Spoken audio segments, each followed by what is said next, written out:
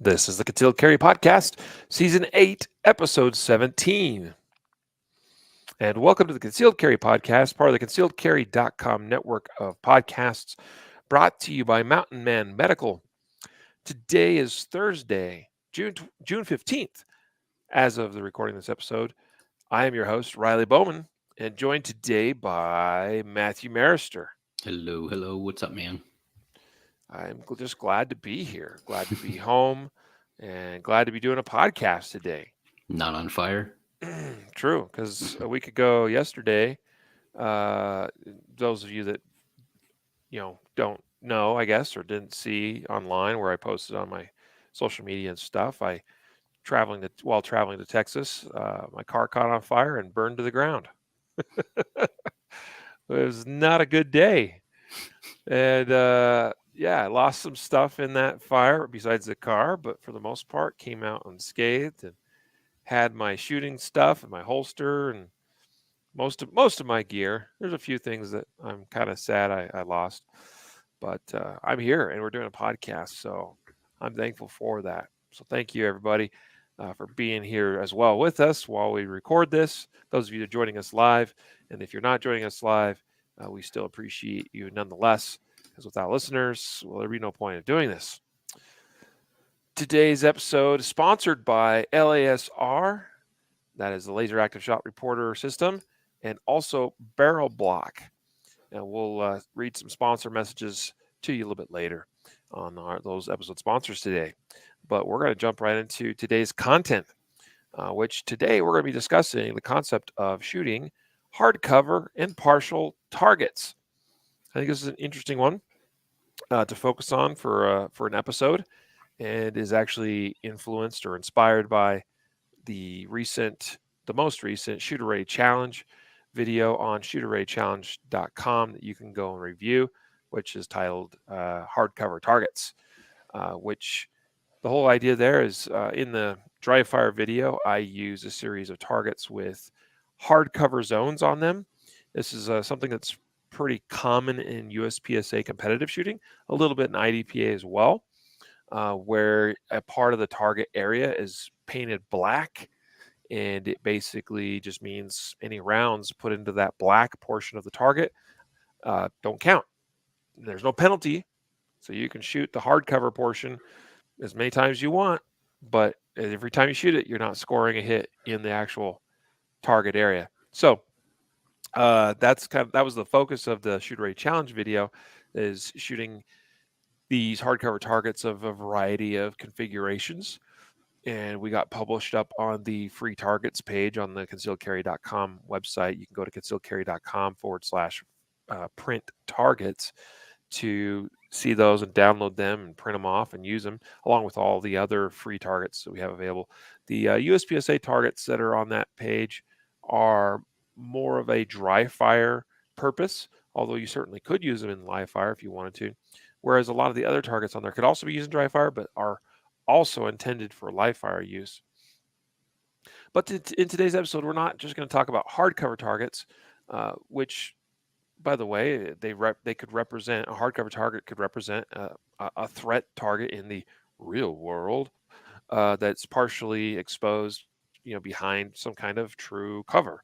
It could be, a concrete barrier, a column, could be some kind of metal object or whatever, a tree, et cetera, et cetera. Um, Again, any rounds into the cover aren't going to necessarily penalize you in most cases, but you're not hitting the target, right? We're also going to explore today and discuss concepts with shooting partial targets that maybe aren't necessarily partially obscured by cover, but by no shoots, by no shoot targets. Uh, Again, this tends to be something very popular or common in competitive shooting, where we put usually here in the United States, when we do practical pistol competition, we'll have just your natural cardboard, brown side of a target. That is the side that we usually shoot. And usually the back side of those will be painted or colored in white. And the white is often used as a no shoot. just so that there's an obvious difference between the two. In IDPA, they use all brown cardboard, natural cardboard colored targets, but they paint black hands on the target to indicate that it's no, like hands up kind of thing, like, oh, I'm an innocent, don't shoot me. Um, so a couple of ways that that's handled there. But Matthew and I, in discussing today's topic, we were talking about not just partial targets of all types, but also just talking about knowing what your target is, the limitations of that target, what's in front of that target, what's obscuring that target, what's behind that target or beyond that target, and discussing concepts of targets of varying difficulty, but also risk or consequences, involved in shooting a target. And that's one thing that, whether you are a competitive shooter or not, that's kind of cool that we do in the practical pistol sports, where when you use a no shoot target, suddenly the risk of missing your intended target is a lot higher. And that's not a bad thing. It teaches you to be a bit more careful. And that's something that it carries over into the real world as well. So anyway, that's a little bit of an introduction of our topic today. So I'm tossing it over to you, Matthew. I imagine you watched the Shooter Ready Challenge video. And so what's your take on it, from an introductory perspective, and where do you want to go from here?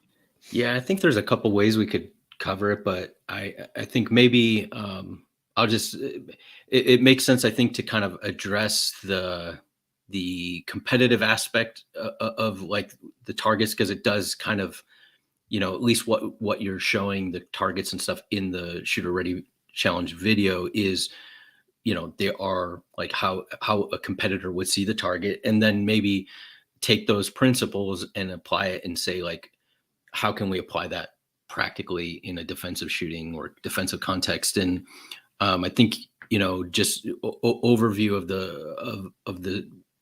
the video in general, is that, like, there's these, just like any other dry fire challenge, we're using the shot recording software. You have a firearm it has, you're using a cool fire trainer in this one, that and so you can get multiple shots, and it's has a laser, attachment that emits a laser pulse, so they can pick up individual shots and record them.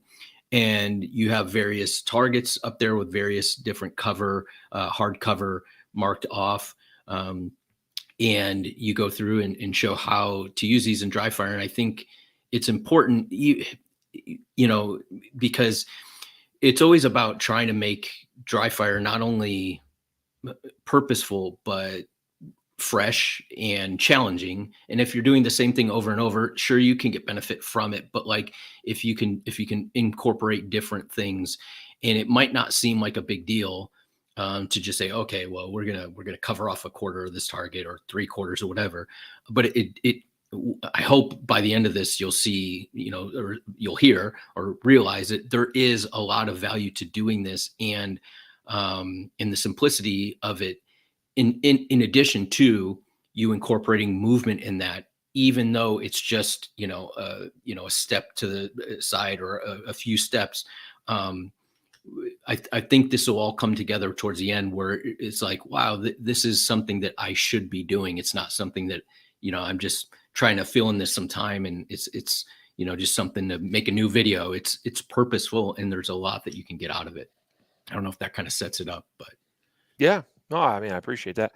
Um, yeah, I started with just putting up those targets with different configurations of hardcover on them, and then just trying to be creative and think of different ways of approaching that and shooting them. Uh, yeah, a little bit of movement involved, positional changes, etc.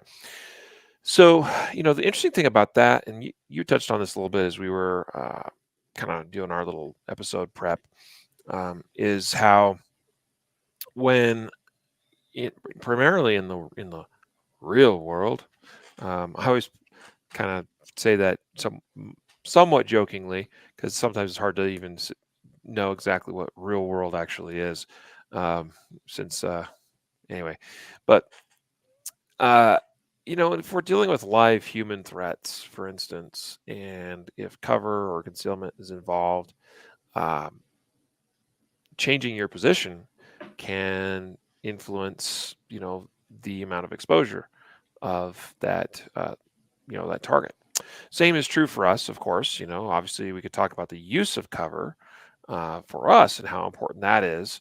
But we're kind of taking the flip side of this today and talking about shooting targets that are partially, only partially exposed, targets that are behind cover.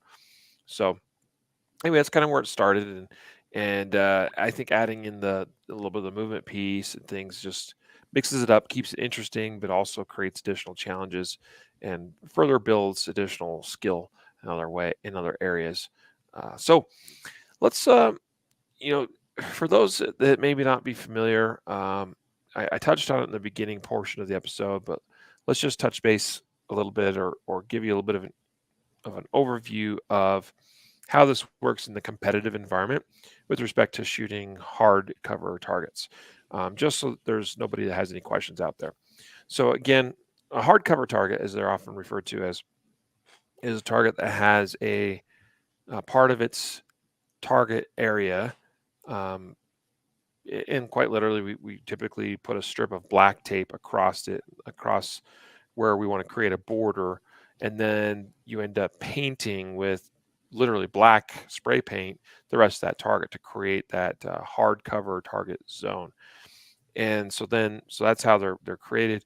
You see some that have where the right side is hardcover. So it basically leaves your A zone intact, but everything to the one side is covered. You could have the opposite side of that, of course. You can have both of the sides obscured, where you're basically left with just the middle A zone.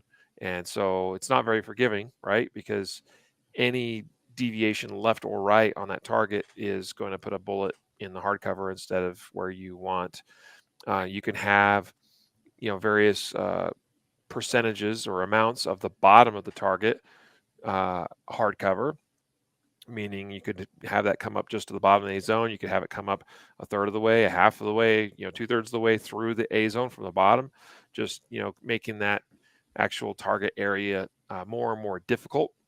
And another common configuration is what they uh, uh, often refer to as a slasher, where kind of a diagonal portion of it is obscured or turned into hardcover. And that actually is not a bad way of looking at um, what obviously it's a very simplistic representation, but that's kind of what you would perceive when dealing with a human threat that is only just partially peeking around the side of a wall or something like that, right? Where you kind of see more of a diagonal uh, exposure of their body, right? And so those slashers I think actually make a lot of sense. So anyway, those are some of the different hardcover options that exist in terms of target configurations. There's some others probably too, but those are some of the more common or popular ones. So when shooting those, my thought process, Matthew, is that I don't try to think very much in terms of, well, this target is. I try to avoid, thinking that it's more difficult. For instance, like mentally, I just think a target's just a target is a target. When we obscure part of the target, it just reduces my available hit area. Well, that's not all that different than I could take whatever that available hit area is and produce the equivalent of that with a full size target that's just moved back further away, right? And now in a way it's kind of almost the same thing. Just it's as if I'm shooting a target that's the same target but just further, minus the hardcover piece, And so I think where possible, it's always a good approach, and it's wise to think about target engagements more purely from well, what is my actual target area that's available to me, in that relative size to my gun and my sights, and how much deviation in those sights or in my dot is acceptable to get a good hit or not. Now, the one thing that we can recognize with a hardcover is that it is forgiving in that a miss into the hardcover doesn't come with a penalty other than the time it cost for me to now make that up, which you should do. But there's not, it's not like I didn't hit an innocent person, so it's like, okay, I hit this, the equivalent of a concrete, pillar or whatever. All right. No harm, no foul there, right?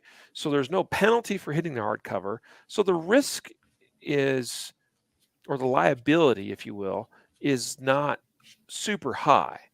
It just means that I made my job more difficult in that now I require more shots than what I would have otherwise required to get the job done, meaning hit the target the number of times I need to hit it to put the target out of commission. And so, um, again, I don't really think very hard about, oh my goodness, like when you see those targets where you have, some people call them tuxedos, because they kind of look similar to a gentleman wearing a tuxedo, white shirt down the middle, black coat, on the sides, and that they don't give you a lot of forgiveness as far as, you just have a zone pretty much. I mean, you have maybe a Charlie or Delta below or above, but it's, mostly it's just a zone. Um, but again, the risk is not that high. So you just, all right, well, my available target area is reduced.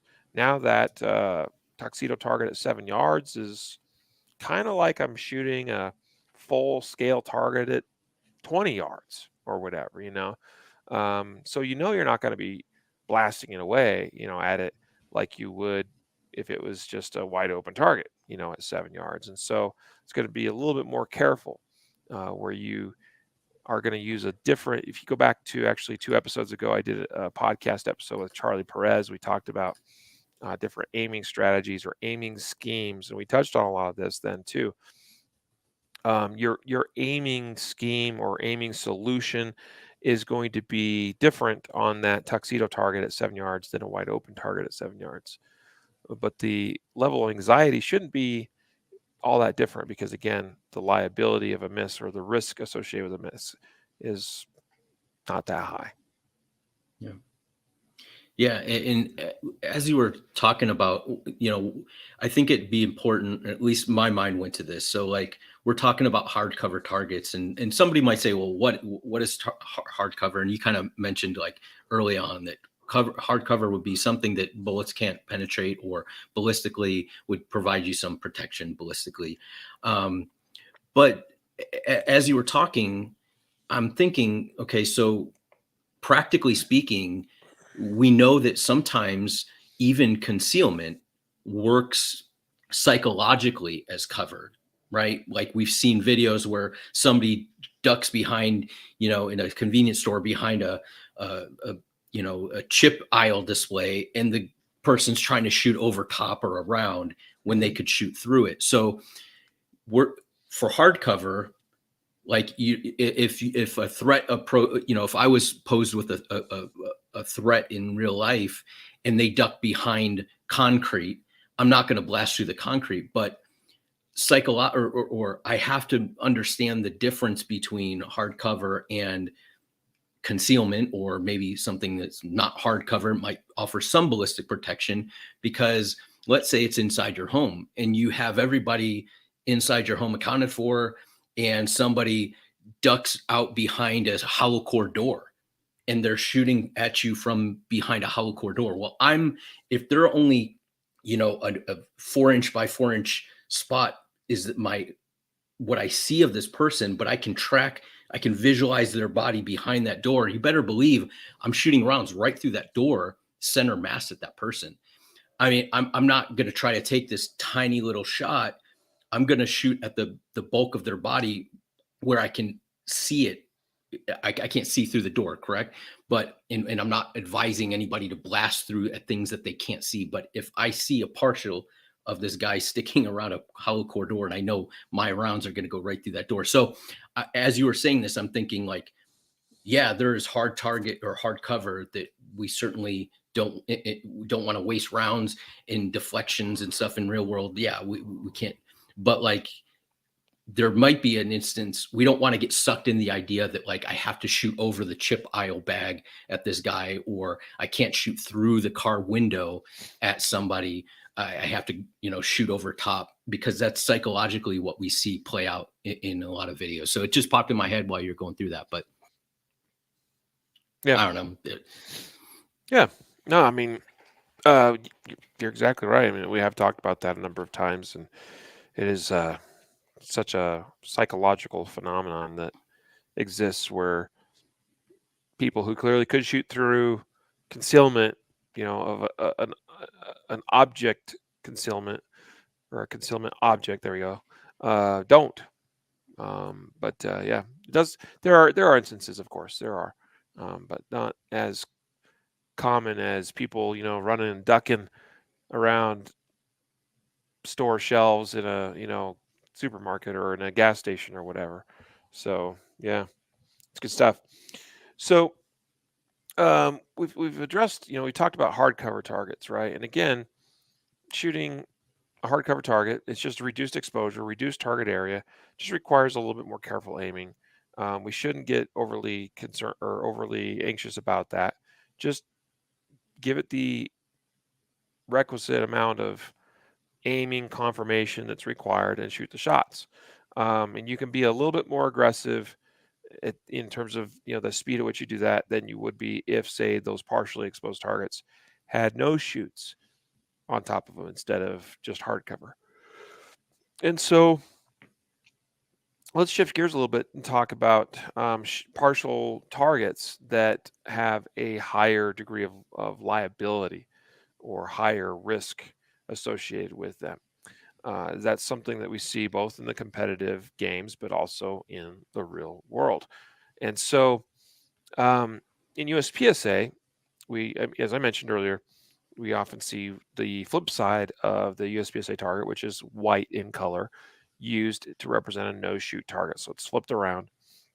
It's usually placed on top of the target, although occasionally we see that white no-shoot target placed in front as if it's its own, instead of being attached to the target that it is obscuring. It's a no-shoot target that's on its own target stand, some number of feet in front of your target, to where, and those ones are really interesting because the angles are going to change based on your positioning, right? When I have a no-shoot target where it's placed directly on top of my intended target, my shoot target, uh, the angles don't really change much. The angle that itself of the targets may change and make the target appear smaller or bigger depending on how directly you're facing it or not facing it. But the relationship between the no shoot and the shoot target don't change that much unless that no shoot has some amount of space separating it from the shoot target. And so last week at the Area 4 Championship in Texas that I shot, they did a really interesting thing where most of the no shoot targets that I recall were stood off from where the target. So there was space between them, and that meant that positioning and angles were super important, more so than what we typically see at a USPSA match. I thought that was really great. I actually really enjoyed the challenge because it meant that you could take an extra step or two or three and change your angle entirely to where your shots on a particular target were easy, because now that you expose more of the target you're trying to shoot, made it so much easier. Or you could save a little bit of time in the form of steps that you don't take and choose to take the little bit more difficult, actually sometimes a lot more difficult shot. It'd be interesting to see how you would approach that in, say, quote, the real world, because when there truly is a severe penalty associated with hitting a no-shoot target, an innocent, um, you probably want to take action, take steps, sometimes literal steps, to position yourself so that the so that you reduce the risk of hitting a no shoot person or target substantially, right? Even if it costs you a little bit of time, that sounds like a wise thing. But there's probably also going to be times too where a shot just has to be made. It could be also a true hostage type situation. I'm reminded of the one that happened here in Denver a few years back, and there's a video out that's been shared quite a bit. In that case, I think it was an actual sniper or at least an officer with a AR with a rifle of some kind that took the shot. But it was, a gentleman that actually had, I think it was a gun, yeah, to the head of an employee of a store, and he made his way out through the front door. They, talked him out, and when they felt like they didn't feel like he was gonna give himself up, and when they had the shot, they took it, right?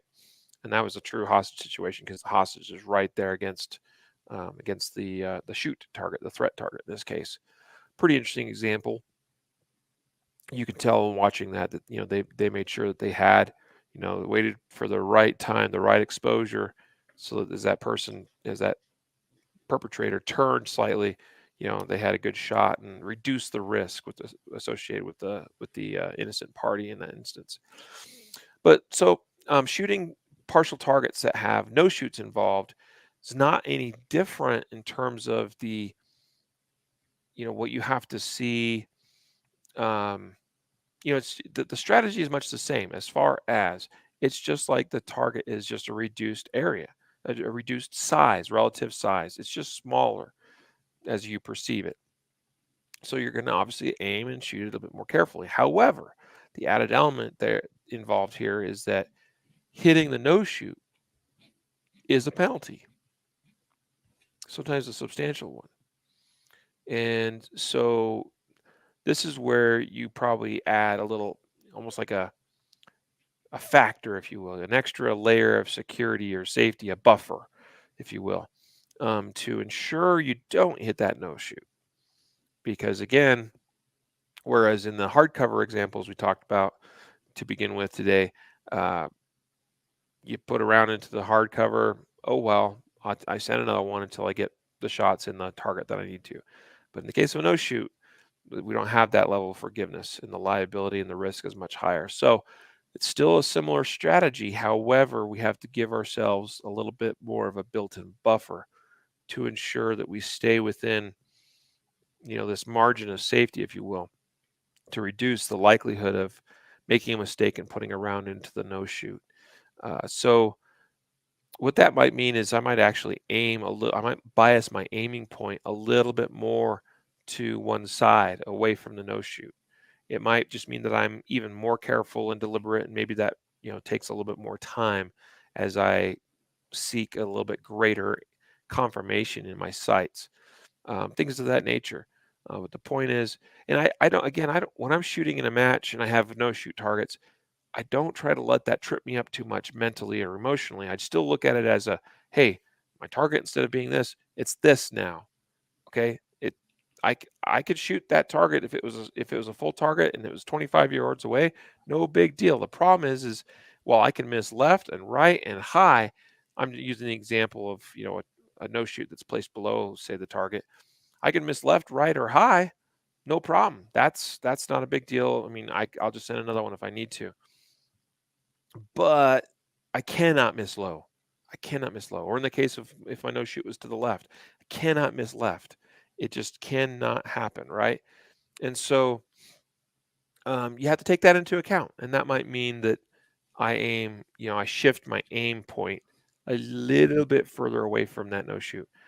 Usually not a lot for me, but that's going to be dependent, I think, on the individual skill and their level their level of skill, but also level of comfort and confidence that they have in their ability to place around exactly where they intend to. Yeah.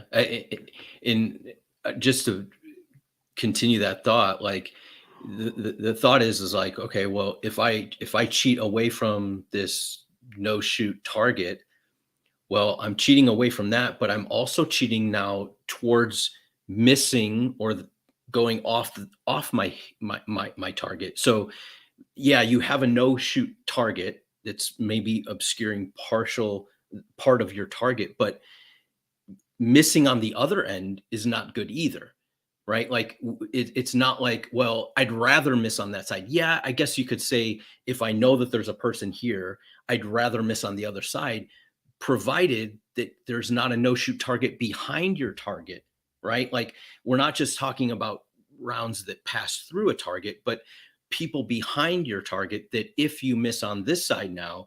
So this is where like I really enjoyed, or I appreciated, I guess is a better word, that you use the movement piece, and you mentioned about offsetting these no shoot targets at a distance in front, because now I don't want to say it's more realistic, because like you said, every situation is different, but in the real world, it's we have to be concerned about three dimensions of what's behind the target, what's to the side, and things are going to change. And I'm not in a, you know, the rules aren't you have to shoot from this point. Like I can move, I can close the distance, I can move, I can move to cover, I could change my angle where now I have a whole threat that I can shoot at, and I don't have somebody behind it or in front of it. So it's like I kind of like it as, if you look at it as like trying to solve a shooting problem with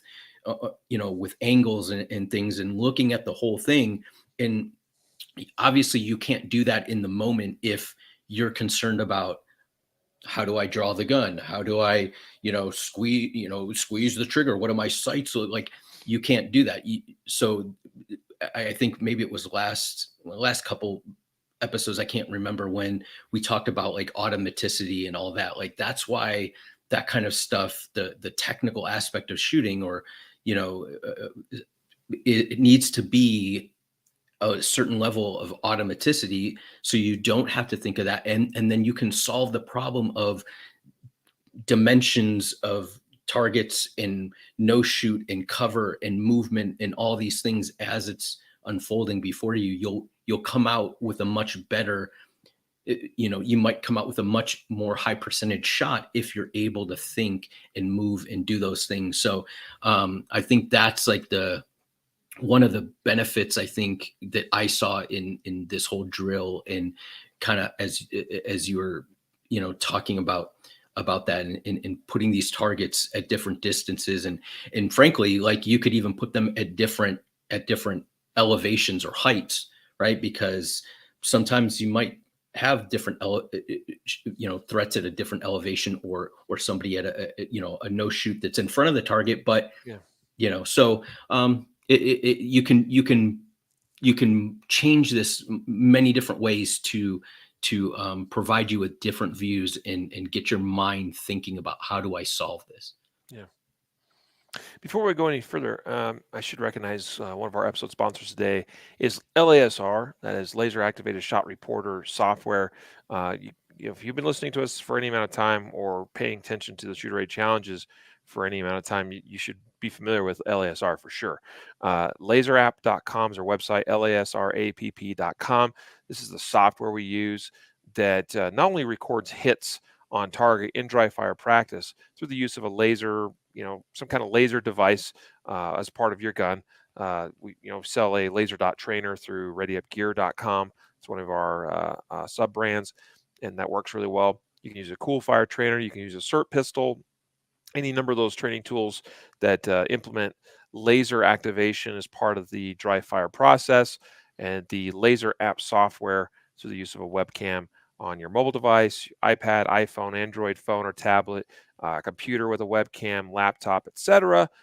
Laser app will record those hits and where those were on target, but I think more importantly, because I think the hits on target are important, but the time is what's really cool, because the time is hard to record in dry fire. Traditionally, we use a shot timer with par times, and we have to be honest with ourselves of, did I do the thing within the set par time or not? And sometimes it's hard to know whether you actually achieved it or not, because you have to be really, paying close attention. But laser app software records not only your hits, but also the time that those hits occurred within. And that is valuable training data that you can get in your dry fire practice. Go to laserapp.com today. Consider signing up for either their Laser Classic software or for the Laser X version, which is what I like to use. Highly encourage it. Laserapp.com. Matthew, to pick up where kind of you were at, talking about, not only no shoots, for instance, that are, say, in front of a target, but let's talk about no shoots beyond a target, or things beyond a target that we need to be aware of that we don't want to shoot, right? And so, one thing that I do appreciate a lot about IDPA competition is that they allow shoot throughs, whereas USPSA does not. That means in USPSA, you can't have any targets anywhere on a course of fire where, well, it's not quite true. You can have shoot throughs in the case of a no shoot. Um, as far as like you can put a round into a no shoot and it can pass through and hit a target behind it. But you can't have shoot targets where a bullet goes through a shoot target and then passes beyond and hits another target, whether a shoot or no shoot target. But in IDPA competition, you could do that. You could have a target, where you're supposed to shoot it, right? But the act of shooting it in this position, let's say, means that bullet will pass through and has a high likelihood of, say, hitting a no shoot beyond it. And that's I think that's really a really valuable approach in that type of competition shooting. Um, and so a lot of times in those instances, you have to be aware of, okay, where are my no shoots at? And then you got to be considering angles and positions and perhaps elevation changes, because maybe I take a knee and shoot it from a lower position because that changes the angle just enough, and so on and so forth. So there's all these considerations, and that I think is pretty applicable to, quote unquote, the real world. And so I appreciate the way IDPA approaches that, and actually I think USPSA could be benefited by allowing something like that as well, personally speaking. But anyway, here's the thing. Again,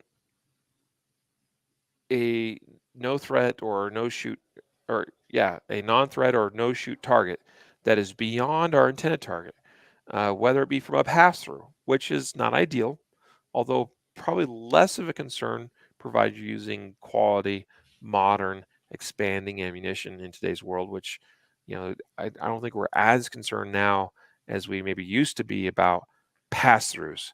And even when bullets do pass through, they likely don't have enough energy to at least severely injure or kill another person. It's possible, right? But less likely than it used to be. But the big thing that we're concerned about are misses or periphery hits. Maybe a round that misses the main trunk of the body, maybe wings them in the side slightly, maybe it goes through their arm, right? That could be an issue, right? And so we do need to be thinking about what's in front of, what's beyond, what's around our targets. Super, super valid thing. Again, I mentioned the match where we had no shoots that were 3 feet, 5 feet, maybe 6 feet sometimes in front of your shoot targets. And that made the angles really interesting. It was really good practice. Required a lot of spatial and visual awareness so that you made good decisions and didn't shoot at the wrong time. So that was really good. This is something you could do in your own practice. You can even do this in dry fire practice. One thing that's a simple setup, maybe you are the type of person, because most people probably do this, where they put targets on a wall, right? But one thing I've seen like Jacob do, for instance, is he has these simple, cheap, easy to build little PVC stands. Okay, so he made these, they got a little simple base, like a 1 foot by 1 foot dimensioned box made out of PVC pipe and fittings. One of those though has a T fitting for an upright, okay, and then he just has a PVC pipe that goes upright, and you can put a dry fire target right on that. And so you could actually set up, instead of just having all your targets be on a wall, all at the same distance, if you will. A lot of times we change up dis- distance, at least perceptually, by making the target smaller or bigger. We can print target smaller or whatever and make it appear as though they're farther. But we can also maybe make a simple, inexpensive, maybe costs $7 in PVC pipe and fittings from your local hardware store, and make little mini target stands that you could put dry fire targets on and put them kind of out in front of your targets that are on the wall, and create a little bit more dimension, a little bit more space, and make it so those angles start to become a little bit more critical. What do you think of something like that, Matthew? Yeah, I mean, and I hate to be like, beating the same drum over and over, but it is important not to get sucked into like designing something one way and running through it the same way every time. There is, because you know, you need to have, I believe, and this is just my opinion. So take it for what it's worth, guys, but and girls, if you're listening, but um, you need to engage your brain in what you're doing. It can't just be like, I'm just practicing, like, I'm just going to go through the motions and get better. Because, yeah, technically you might get better, but you have to start looking at how does this all come together in what I'm trying to use it for. Like, if you're just doing competition shooting, then like, train solely for competitive shooting. If you're going, and I'm not saying that they don't cross over.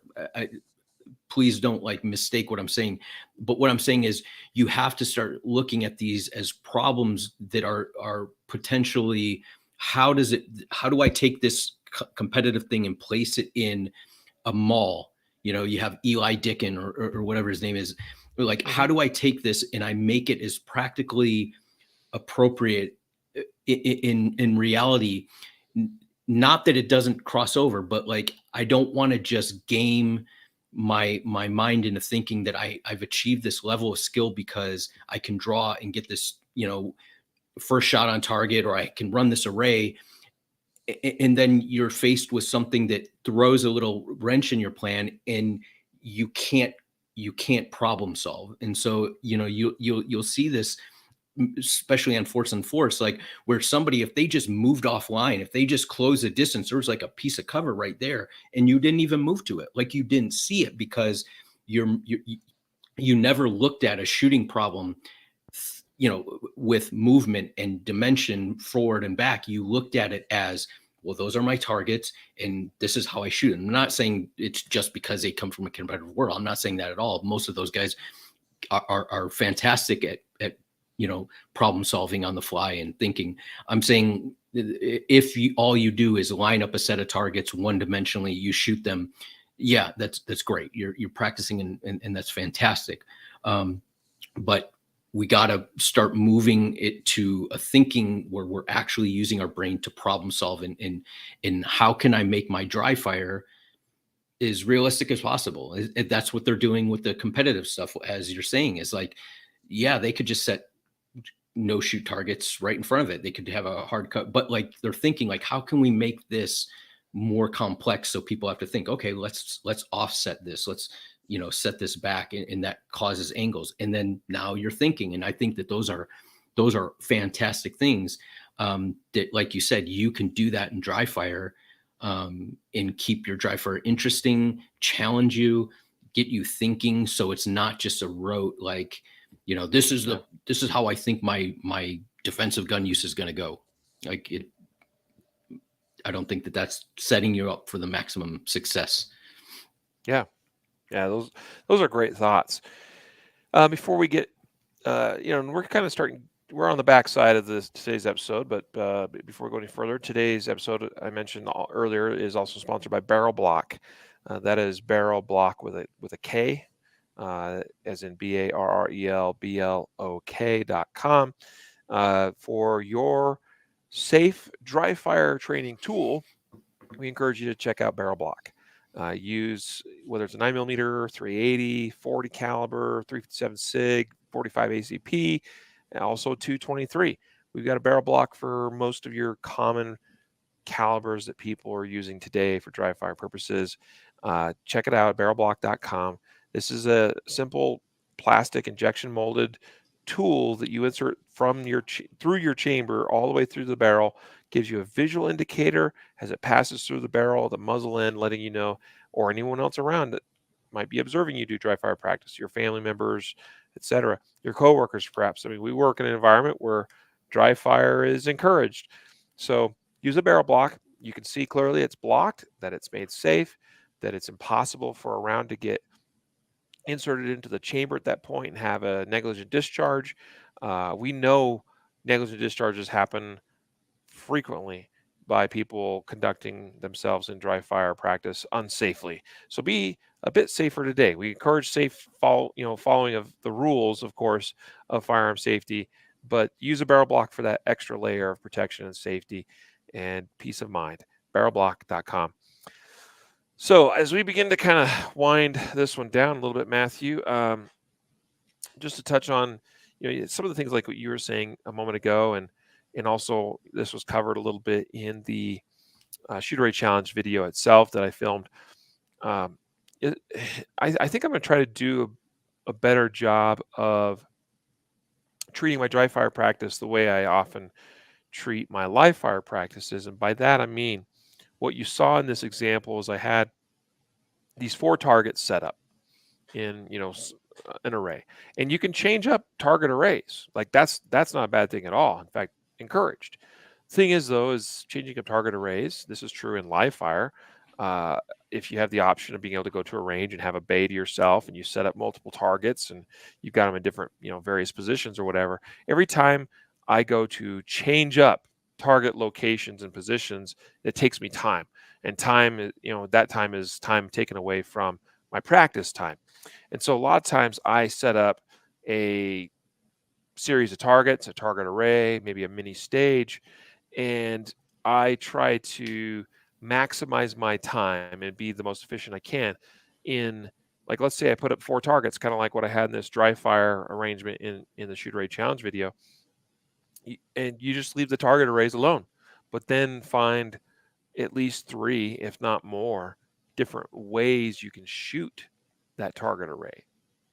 And that's where it gets, hugely valuable, because you can, set up things once and just keep working, that setup, but work it from different angles, from different approaches. When I do this in sort of a match prep type setup, like if I'm practicing more for competition type shooting instead of something maybe a little bit more defensive oriented, although I'm not exactly sure what that means, because both of those are probably not all that different in my world. But what I would do is set up, targets in whatever configuration I want, right? And then I would identify a couple of different positions that I want to hit from a movement perspective. Like, I want to get to here, I want to get to there, I want to get to there. And these targets I'm shooting from that position, those targets I'm shooting from that position, these targets I'm shooting on the move, for instance. Well, then what you could do is then you can run it a bunch of different ways. You can run that little mini stage where you start in, say, the back left position, and then you shoot the targets as you progress your way forward and or perhaps to the right. And then I could start in the back right position and do the same thing. And then I could start in the front left. And that would be an example of a stage where now I have some movement that's retreating movement instead of constantly always, moving forward. So that makes it kind of interesting and different, right? I could start in the front left. I could start in the front right. I could start in the front middle. I could start in the back middle. I could start in just the dead center of, I've got these 4 positions, let's say, and they're, 2 are behind me, 2 are in front of me, where some of this stage, I'm going to have some retreating movement and some forward movement. So the point is I like to maximize my practice time and set targets up a certain way, and then try to shoot it 3, 4, 5, 6 different ways. And then each time you shoot it, it's going to be a little bit different, and the targets are going to present a little bit differently. And so you see things differently, and that has immense value, because in the real world, every time you're involved in something, it's going to be different. You're never going to see something that looks exactly the same. And so part of becoming a well-rounded, experienced shooter and or self-defender is to have enough exposures to a variety of situations that you sort of build this database where you might not always see the same thing twice in a row or twice ever, but you'll see enough things that are similar enough that the brain goes, ah, this reminds me of that one time. Ah, this reminds me of that time. I've got the requisite skills and tools in my toolbox because I've done a lot of different things, a lot of different ways, and this does not phase me one bit because it reminds me of something I've already done and already practiced. Yeah.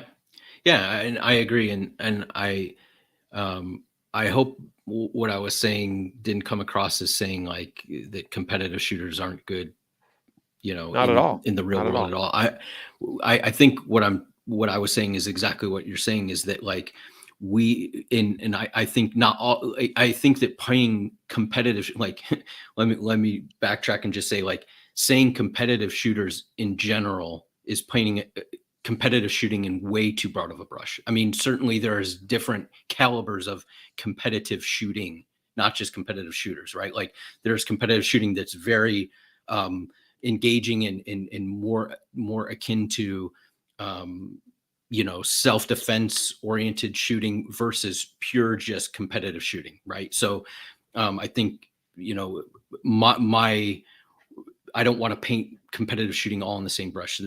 What I think I try to differentiate is between like using your brain to solve a problem, a shooting problem, and including potentially no shooting, paying attention to your backstop, paying attention to not shooting, misses actually counting and not just saying like, well, you missed, you just don't get a point. Actually, misses might end up, hurting you, being punitive, and using your brain and trying to, like you said, give your brain enough different pictures and visions of sights, or your sight picture on different targets at different distances and moving and angles and understanding what are your capabilities at different distances and angles and things, so that when you are presented this array of targets or this stage, and you've never seen it before, you didn't get to look at it, you didn't get to go through it and say, I want to do this, or I want to start here, or I want to, like, when it's just there, you can start pulling from your experience through going through all these different things and apply it the best way and come out with the best solution at the end that works, not just a solution that wins the gunfight, but one that wins it in a way that reduces the as much as you can, you taking shots that you don't maybe necessarily need to take difficulty wise, maybe by just moving or whatever. So that's kind of Yeah. like where I was going with that. No, I got it, dude. Um, I don't even care if you. I mean, people can disparage competitive shooting or competitive shooters they want. It's fine. Doesn't really hurt my feelings that bad. Although, you know, I actually, I'll share something with you really quick that was interesting to me. One of the reasons I got so involved in competition shooting and like really pushing the performance envelope for me was because I wanted, we've talked about this. I wanted to get to where my gun handling and my shooting could be a subconscious process, as much as possible, right? So that the brain is more or less freed up for processing the situation, the information that's, like what's taking place and making decisions. And recently I was involved in a being able to try out a prototype system that it's a live fire training system that is encourages decision making while engaging a target if you or targets actually can be set up with multiple targets. The way to think of it, it would be like a shot timer, but you have certain visual signals that are paired with different um, actions or action decisions. So shoot, don't shoot, issue verbal command, do something else entirely, etc. Okay, including visual indicators that would say the target that I was shooting is now considered eliminated. Okay. And even that it's in itself is its own decision of, oh, this is done and over with, and I stop shooting now. Right. Uh, as someone that people have come to know more as a competitive shooter than as a defensive guy, don't forget where, I started. I started more on the defensive side, right? I pursued competition shooting in an effort and a desire to push my shooting to a higher level, which it has done. And using this system, which was, I got the opportunity to watch other people use it and kind of see how they handled themselves while being faced with all this visual information and decision making paired with making decisions with a gun in hand and shooting or not shooting and so forth. Uh, I recognize that I did very, very, very well in running through that system. And I think it's only because my shooting was able to just happen when it needed to happen. So I was completely non-stressed.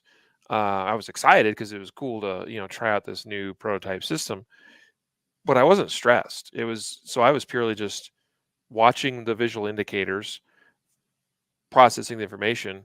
Oh, that light or whatever lit up. I'm not trying to give away too much here because I don't know how much I'm allowed to talk about the system, but like, oh, that happened, and so now I draw. Okay, and there was even decisions where it was, draw and challenge the target, not even point at them yet or shoot them yet. Just draw the gun and issue verbal commands like stop. Show your hands, that kind of thing, right? And I did really well going through that a couple of different scenarios, and I was pleased to take that away. To go just a bit of a confidence booster, and also a confidence booster just in knowing that uh, sometimes I've wondered myself, like, have I gone too far into the competition thing? Um, Now I'm perfectly happy with where I'm at. And anyway, with respect to today, um, I will say that during one of those scenarios that I was going through with that system, that we were encouraged to shoot a target that was not all that big. Uh, that also wasn't a problem for me because I utilized the skills I've built in practicing shooting hardcover and partial targets, including no shoot targets, like we've talked about today.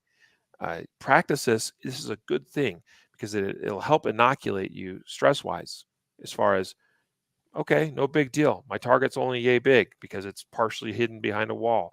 Or, oh, hey, my target's only, this big, and I've got an innocent party, a no-shoot target that I've got to be considering and taking into account and making sure I'm extra careful or cautious or whatever, right?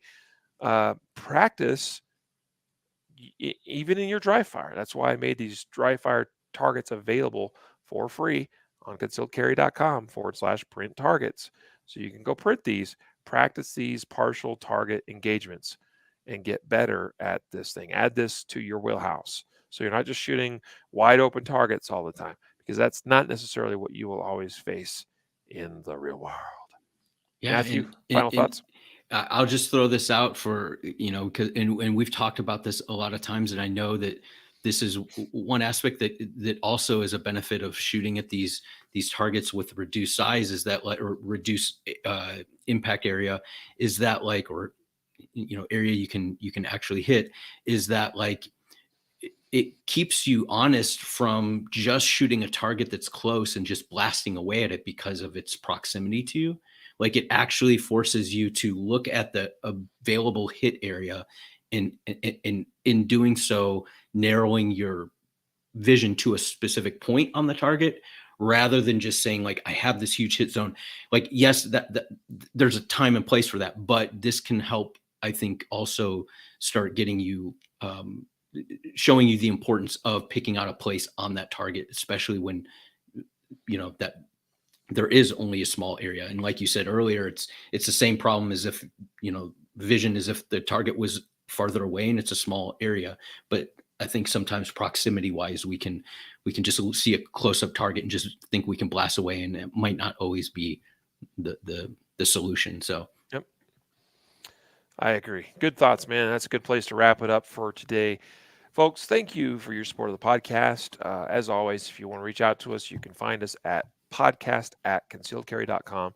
That's our email hotline, podcast@concealedcarry.com. Feel free to message us with comments, questions, suggestions, etc.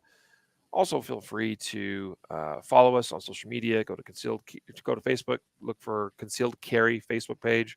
That's literally what you type, Concealed Carry, and we should come up. That's the title of the page. On Instagram, Concealed Carry Inc., and other places as well. You can find us on Twitter. I think that's still USA Firearm Training, which is our old handle way back in the day. But anyway, hope to see you around. And if you're watching us on YouTube, feel free to subscribe and turn on your notifications so you don't miss more episodes in the future. Look forward to being back here again next week or doing an episode. In fact, next week I should be seeing you in Ohio, Matthew. So Yes. maybe we do a in-person That'd be recording cool. of the podcast. Yeah, maybe we'll do that. That's cool. We'll see how that goes. Well, until next time, folks, a reminder to train right, train often, and train safe so you can fight hard, fight fast, and fight true. Take care.